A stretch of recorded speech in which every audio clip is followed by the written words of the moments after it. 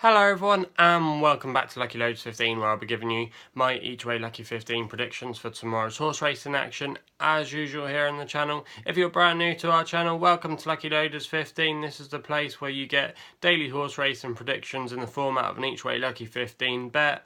If you're brand new to the channel as well, like I have mentioned many times as well, I'm going back to university in September to study a master's degree in sports broadcasting journalism, and this is why I created the channel, because I had to show that I had some experience in media or in social media presenting things like that, and I decided to create the channel back in March. Didn't really have a clue what I was doing, create the channel. We're doing alright so far, 75 subscribers, we've had a growing following as we've gone over the weeks and months, and I'm really enjoying doing these vlogs. We have our good days and we have our bad days, and I just like to do this really to gain some experience in presenting, uploading content, reacting to what's going on in horse racing at the moment.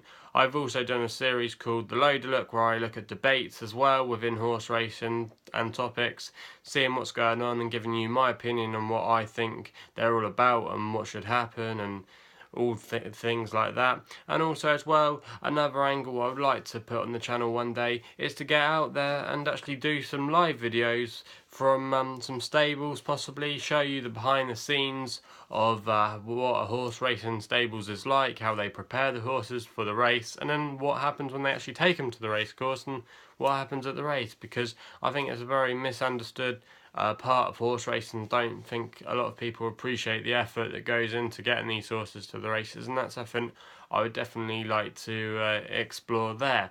But I need your help to do that, so please subscribe if you haven't done so already.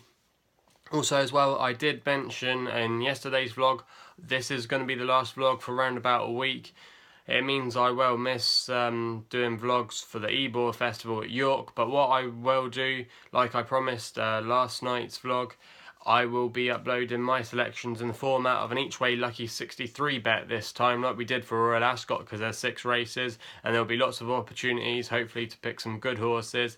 But the reason I won't be able to do these vlogs is because I'm going kind of on a holiday. I'm amalgamating with a family event up in Liverpool. My cousin's getting married, so I'm going up for a few days to do some sightseeing in Liverpool, and then we've got the wedding over the bank holiday weekend, and unfortunately I just really won't have the time to do some videoing and vlogging. So I will be taking a note what's going on, like at York and other places, and I'll just be writing down, giving you my selections and taking a picture and uploading it on Twitter. And like I said, if you don't follow us on there already, it's LuckyLoaders15, the same name that we use for our YouTube channel here, so check us out on Twitter if you haven't done so already.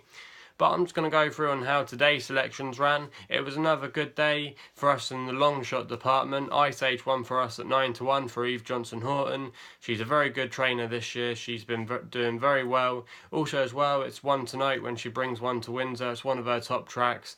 And Ice Age was a very gritty, determined performance tonight. He ran very well and he was always there or thereabouts, and then he managed to grind home and win by about a length, and it was a nice performance there by Edward Greatorex. Our nap of the day was Harbour, the prodigy of Frankel. Now, it didn't run with the greatest respect. It didn't run that well. It got out front early on, but maybe the ground wasn't to its liking today. The Mark Johnston horse, which we tend to do actually back Mark Johnston horses in 3-year-old handicaps, or when they're 3 years old in handicaps I should say, they normally have a very good record, and it was Peacham Elba who won very nicely, showing a good turn of foot. And I did say last night in the vlog that that was the danger, and obviously I should have gone with it there. Our other horses that ran were Beck and Cool. That was annoying because even though it finished in 3rd place, not beaten too far away, they had a few non-runners in the race earlier in the day, and that meant they were only paying 2 places, so that threw that angle out the window. And then our other horse was Destroyer for Tom Tate and James Sullivan. Got to the front early on, and then when it was being ridden for pressure, didn't really find much from about a furlong and a half, and it kind of drifted back into midfield in the end. So it wasn't the worst day we've ever had, but also as well, we could have done possibly a little bit better. But hopefully we can improve on today's selections and bring them over for tomorrow, where I've had a look, and it's not the greatest day if I'm honest, but like I say, we got the Ebor Festival at York coming up, so all the top horses and all the top jockeys and that are making sure that they're fit and ready for that major festival there. But the first race we're going to have a look at tomorrow and give you my first selection for is in the 3:45 at Kempton on the all-weather. Now the horse that I've gone for here is a horse called Dangerous Ends, which is trained by Brett Johnston, and Jack Mitchell will take the ride tomorrow. This horse arrives here in very good form, finishing third last time out, where a lot of excuses can be made for that horse in that race. It got hampered a few times, it never got a clear passage, and it ran on very well to finish in third place in the end. He's already had 3 course and distance wins this year, this horse, in 2017 at Kempton, so he likes the place and he knows the place well, and even when he hasn't won, he's often made the frame more times than he has not. And I thought a 5-1 tomorrow, that was definitely not a bad price considering this horse does like this track. So that's going to be our first selection there tomorrow, Dangerous Ends in the 3:45 at Kempton. We then go over to the 4:15 at Kempton for a horse that we've backed before here on the channel and it won for us. It's called Sir Titan, currently 11-4 at bookmakers at the moment, trained by one of my local horse racing trainers, Marcus Dragonin. Stevie Dram takes the ride, who's got a good relationship with this horse. This horse has had a very good career so far as a 3-year-old, notching up a couple of wins at Windsor and Wolverhampton. Last time out, it performed very well in a competitive race at Goodwood, and I thought tomorrow this was one of the more likely candidates in the race tomorrow. It tends to go well in the all-weather, like we said, where it notched up a very nice win at Wolverhampton, and I think this horse is not done with yet, and I thought 11-4 tomorrow, I thought he was the most likeliest candidate of the race to win. So that's our second selection there, so Titan in the 4:15 at Kempton. We then go over to the evening action and we go to Yarmouth in the 7:10 for a horse that we've backed before, which is going to be our nap tomorrow. We backed it last week when it won on its handicap debut at 8-1, and it's Multicultural. Trained, I should say, by James Tate, and Martin Harley will take the ride tomorrow. The combination worked well last time.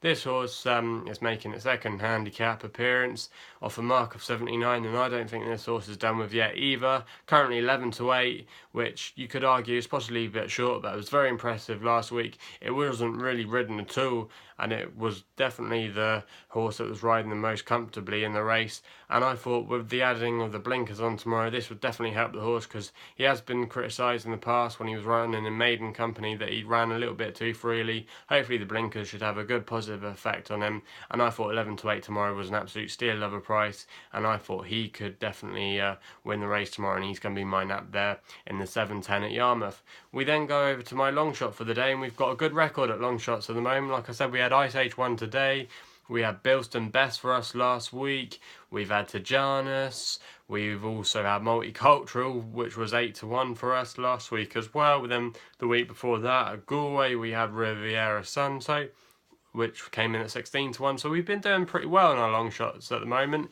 And the other horse that I've gone for here, which is our long shot tomorrow, is our last selection tomorrow on the only jumps feature of the day at Newton Abbott in the last race, in fact, as well. We go to the 8 o'clock with a horse called Sporting Boy, which I thought had not a bad chance tomorrow and could be one that's been overlooked slightly. Now this horse is currently 16-1 with bookmakers at the moment. You're thinking, Chris, why the hell are you backing this horse? Well, I thought it could be an interesting candidate in the race tomorrow. Hasn't really run very much recently. It made its comeback run a few days, or a couple of weeks ago I should say, where it did finish last in the race, but prior to that hadn't actually run for 2 years. So you can definitely put a mark through that run, but you could definitely argue that it needed the run as well, and hopefully it should be able to use that run for good use tomorrow. It's off a mark of 120, which you could argue is a little bit stiff for this horse, but if you actually look into its past history, it's run in a lot better calibre of races than this tomorrow. And he's got Noel Feely aboard tomorrow. Noel Feely's been riding very well of late recently. In the last fortnight, he's got a 40% strike rate, so he rides here in good form. Also, as well, this horse is a previous course winner at Newton Abbott, which tends to bode well. It's a very sharp track, Newton Abbott, for a jumps track. It's quite a short one as well, so if you can win round here, that often bodes well.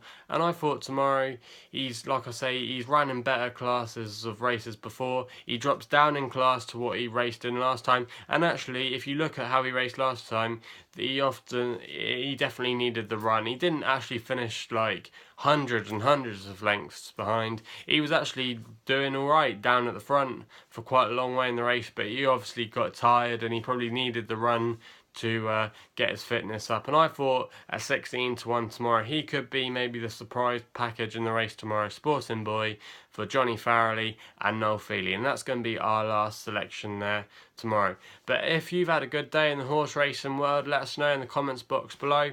Also, let us know what you think will run well tomorrow. If you want to go against my selections, please feel free to do so by leaving your comments in the comments box below. Also, subscribe to the channel if you haven't done so already for more horse racing daily videos. Also as well, follow us on social media. Please follow us on Twitter if you want to see our selections for the Ebor Festival at York. Hopefully we'll have a good week in Liverpool and hopefully a good week on the horses, and hopefully we can all have some good time. So see you soon. Hope you'll have a nice bank holiday weekend as well, and we'll be seeing you next week where we'll be making more vlogs and continuing, which will hopefully take us towards the St. Ledger at Doncaster in September. So yeah, so hope you'll have fun and we'll see you soon.